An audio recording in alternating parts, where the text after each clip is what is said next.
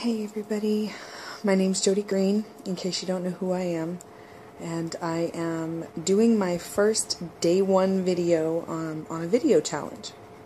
Well, the video challenge basically requires that I share my purpose. So here I am. It's kind of late. I'm sitting in my living room. It's about 1 o'clock in the morning actually. I'm getting ready to go to bed, but I was hesitant to get this done today just because I didn't get a chance to get my hair done and get my makeup on and get all pretty today. I was working from home and running errands and paying rent and things like that. And I was, wanted to get dressed up first. And then I thought, why do I need to do my makeup and my hair? I'm going to start crying. Because if I start talking about my purpose, I'm going to start crying. And when I think about what my purpose is or how it evolved, I think about the things that have happened in my life, because I'm a big believer that if you have a passion for something, it's because of an experience that you went through that made you love it or want to improve it or change it or something. So my purpose stems from several whys, several experiences in my life. So for me, sharing my why is sharing about my life. And to start off, I'd have to go back to when I was about 4 or 5 years old, just because I was abused as a child several times, sexually abused before I was 12. So I'm really passionate about helping children in that area of life, because it helped, or it defined me as a person for a part of my life. I became late to things because I was abused, because I was the first person there and there was no one to stop it. So in my eyes, I thought, I'll protect myself and I'll just be late. I won't ever be the first person there. It won't ever happen to me again. So as an adult, I've struggled with it. It's a big part of my personality that I want to change and improve. So I'm always looking for ways to be organized and keep a schedule and things like that, making lists, So that's part of it. And then another part of that was that it made me overweight. It's a self-protection mechanism. A lot of people who've suffered abuse or tragedy in their childhood tend to be overweight later in life. And I've gone through enough therapy and enough counseling to know where it all came from. And I was in a very bad relationship that was not the least bit productive, other than my children, who are my life, and they are my purpose. So I can't be totally angry about it all. I have to realize that it's part of what I needed to go through. It was my journey. But being overweight made my marriage even worse. He was very hurtful about it. When I got divorced and I lost all my weight and I moved to California, I literally lost everything.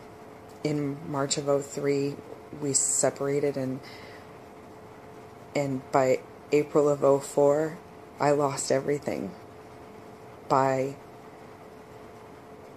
May of 2005, I came back to Las Vegas after having to give up custody of my kids to their dad, who I just do not want them with.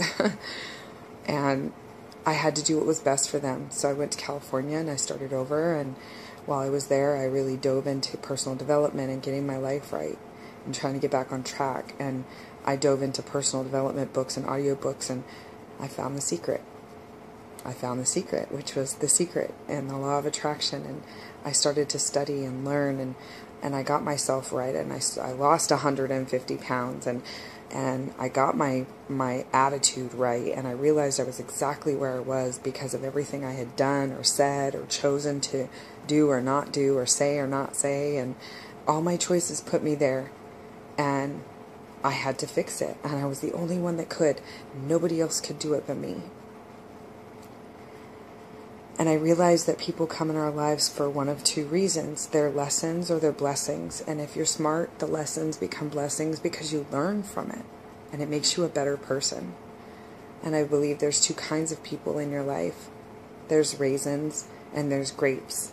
And the raisins are always in crisis. Woe is me. My life sucks. You know, misery loves company. And then there's grapes. The grapes are the juicy, affirmative, uplifting, motivating, encouraging, all the good stuff, the loving, genuine people in your life who are honest and care about you. So my job is to harvest the biggest vineyard of the sweetest, juiciest grapes I can find. I have to keep positive people around me. If you aren't positive, you're a raisin. And if you can't receive my good energy or my support and encouragement and embrace that and become a positive person too, you become so dried up and shriveled up, you'll fall off the vine, and I will flick you out so fast because you'll rot the ground my vine is in, and I can't let that happen. One grape will ruin an entire vine. That's why they manage them and they prune them and they cultivate them and they, are always harvested. And because if one vine goes bad, it takes the whole thing down. And I can't let it happen. So my goal or my purpose in life, my job, is to share that positive message with people because I just want to help them improve their lives. The only people who can do it for them is them.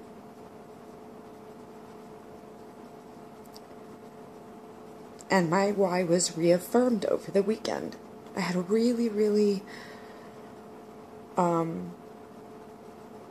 difficult weekend because of my ex-spouse. And he's threatening to take my kids away from me again.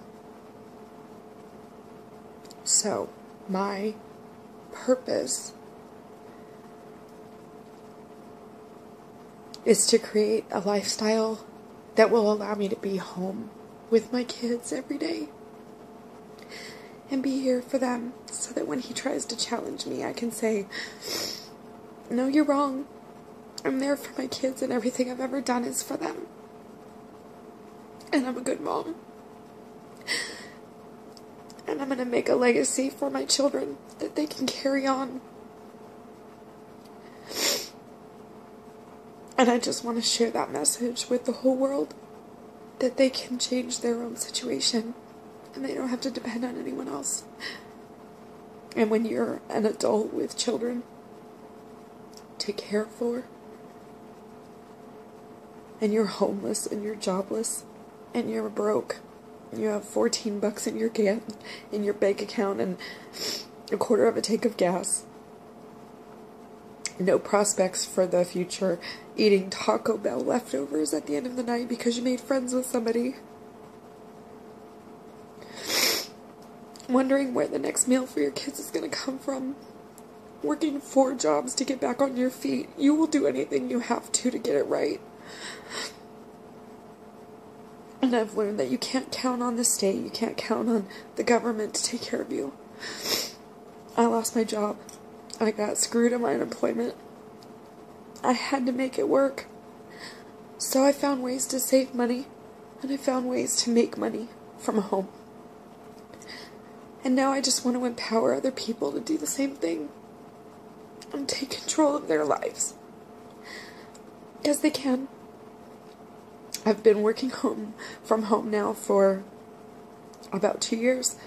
And it's not easy, guys. You have to sacrifice. We sacrificed a lot for the first 2 years. But our hard work is finally paying off. And we have wonderful people around us now. My grapevine's growing.